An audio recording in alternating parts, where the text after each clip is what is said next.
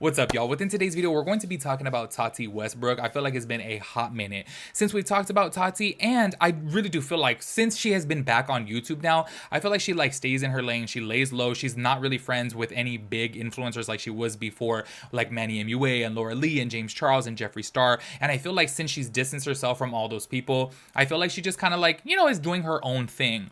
I do have to say, recently I did want to make a video, but I was like, damn, it's gonna come across like so shady, because I was like gonna title the video like Tati's annoying me.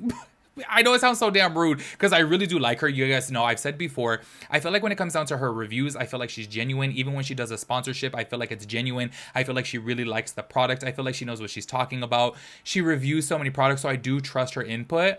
But y'all, I signed up for her Tati list, and I unsubscribed from that immediately. If you guys don't know what the Tati list is, basically she did this whole thing to where you're going to be getting a newsletter, but y'all, she'll be sending out texts for like products. She'll be sending out texts for when she's on TikTok live, when she just uploads a new YouTube video, if she recommends a product, and you can like click the link and get the direct link to purchase that product. And I'm like, okay, this seems like I signed up for a QVC newsletter of products, and I low-key thought it was irritating. And look, I get it. I know obviously at the end of the day she's trying to make money. I totally get that, but sometimes it comes across a little bit too much. And recently, over the past month to 2 months, she has been going on TikTok live quite frequently. And every single time that I see her on TikTok live, it seems like it's like a QVC show, and I'm like, okay, this is a bit much for me. I am so sorry. I totally get it. I understand that TikTok shop, you can make a good amount of money. Y'all, just because I was testing the waters, I did a TikTok where I was talking about the Lumi deodorant, because I really love the Lumi deodorant. And it was so crazy that it was for sale on there for $11.99. And y'all, a $12 product, they were offering a $3.50 commission on each one sold. TikTok shop is paying good. These people who are doing TikTok shop are making great money, so I totally do get it. But I think sometimes it comes across as in all you're trying to do is sell a product, especially Tati. I'm so sorry, but it seems like every single time that I see her on TikTok, it's because of she's trying to sell a product. And to me, I just find that to be a little bit annoying. I am so sorry, because I really do genuinely like her. I like her content. But I was like, damn, her and her Tati list is annoying, and her on TikTok live is annoying. And I'm just like, oh, I don't know what to do. Anyways, today we're going to be talking about her lawsuit. If you guys don't remember, I have talked about her lawsuit quite a bit. I am going to be reading an article from E!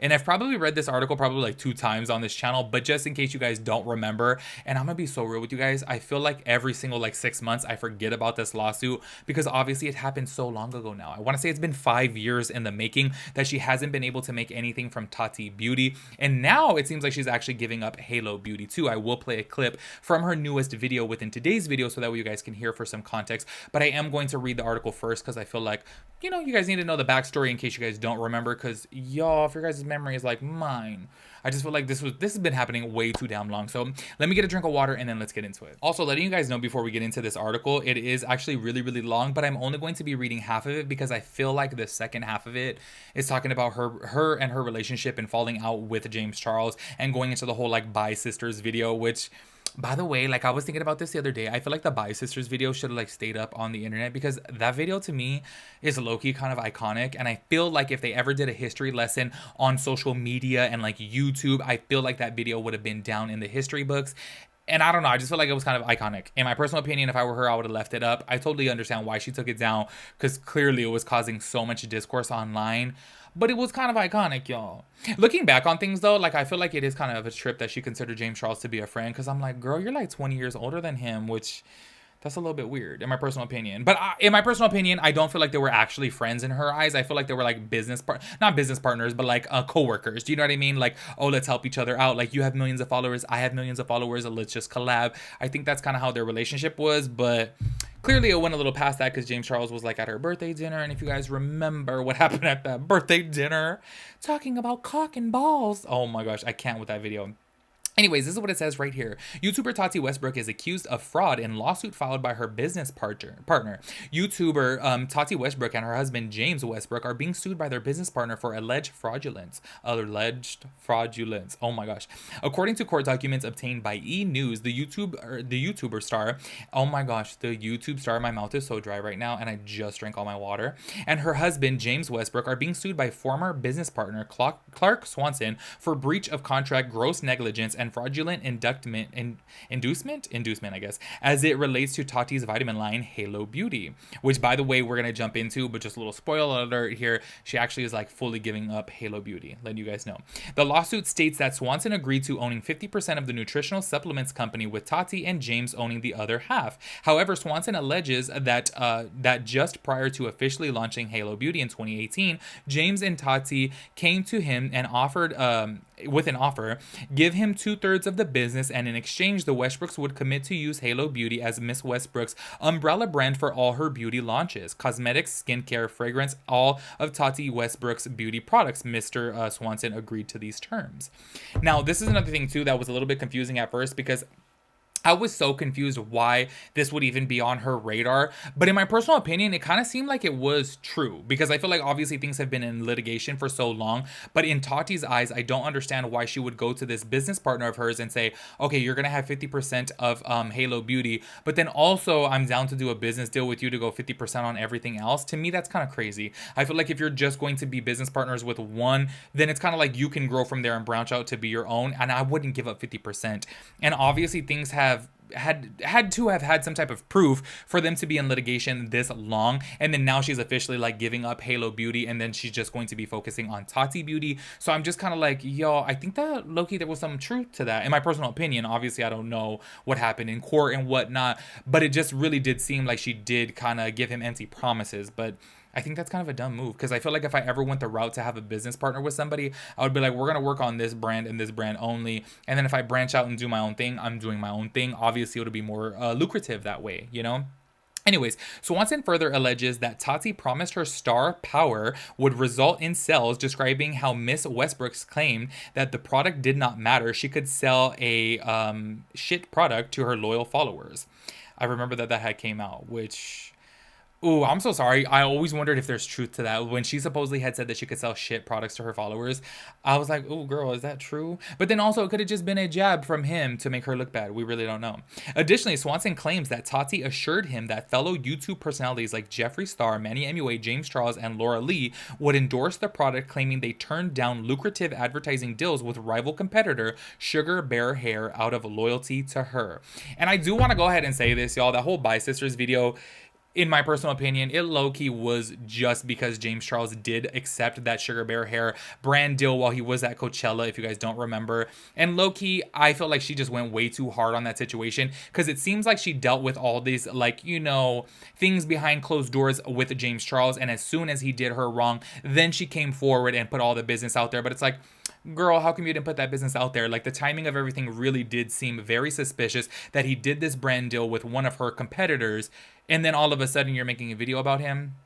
I'm sorry. It's just my personal opinion that I was like, the timing of this did seem a little bit suspicious, girl. And you do look a little bit questionable in my eyes, because I'm like, all of a sudden he takes his brand deal, and then all of a sudden you're bringing up all these things that he did. How come you didn't say it before? I'm so sorry.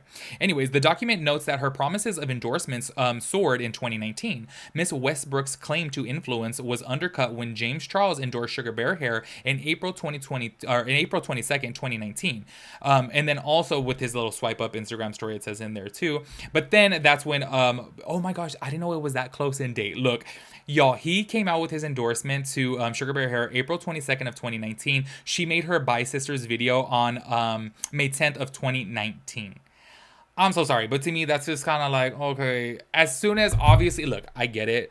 You guys know how I feel about James Charles. I'm sure a lot of you guys feel the same way. But looking back on things, can't we all just agree here that the timing of everything was really suspicious? All of a sudden, he takes his brand deal, and then you out him for all these bad things that he's done. I'm like, girl, maybe at the time, I feel like I wasn't paying attention too much to it, because we were obviously all like so shocked by the allegations that she was making towards James Charles in that video. But I'm like, looking back on it now, I'm kind of like, you had a motive here. You really had a motive. I'm so sorry. Anyways, so she actually made a video today, well, at the time of me filming this video, that's titled Moving On, and she is referring to her whole litigation and her lawsuit with her former partner. So go ahead and check out a small clip here. I have a big update, like the big, the litigation update, the grand finale. I will not be talking about this any further.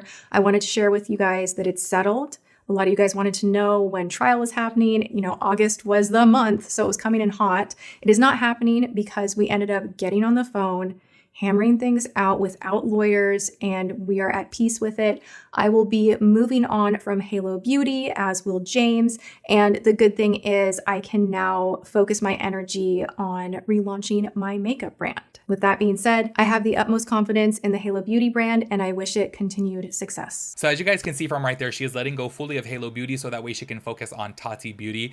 I have to say, she did mention within her video about starting so many other brands, and I really do hope that she doesn't. I feel like as soon as people start coming out with so many brands, it's just way too much. You guys know I've said this before with Jaclyn Hill. I'm like, girl, you're coming out with like home products, you're coming out with like makeup, you have like just so many things going on, and it's like just focus on one so that way you can perfect that one. Do you know what I mean? And sure, obviously down the line, I guess beauty is such a broad umbrella to where you can have hair care products, body products, skincare products, and makeup all underneath one. But if she starts coming out with too many things, I feel like that's really overwhelming. But she did specifically say that she does want to focus on Tati Beauty, which obviously, if you guys did not know, her eyeshadow palette like sold out instantly, and everyone and their mom loved it. You guys know that I've always said I wanted to get my hands on that palette, and I did see it on eBay like right as soon as she announced the closing of Tati Beauty. Y'all, people were selling that like palette for like $300. I was like, hell no, I ain't paying that much. If she does come out with another palette like that, you guys can bet that I am going to be doing a review on it, because I heard nothing but amazing things from it. Either which way, y'all, I do have to say I'm really happy that that lawsuit is finally over. It's been almost 5 years now, and it's like, oh my gosh, like that's a drag. And this whole entire time she couldn't sell anything from Tati Beauty because obviously the court did put a stop to that, being that they were in litigation. So it seems to me, from my understanding, that she's giving Halo Beauty to her former business partner, and then she's just taking over Tati Beauty and kind of just letting it go, which I'm so sorry here, I'm not trying to like stir the pot, but don't you guys think that that means that it may have been that she did agree to that 50% deal of further brands? Because now that she only has 2 brands, maybe they reached an agreement for, okay, I'm taking Tati Beauty, you're taking Halo Beauty, that's 50% right there, there you go. I don't know, that's just my opinion on it. Make sure you guys let me know your thoughts and opinions about everything. I will catch you guys in the next one. Peace out, Girl Scout.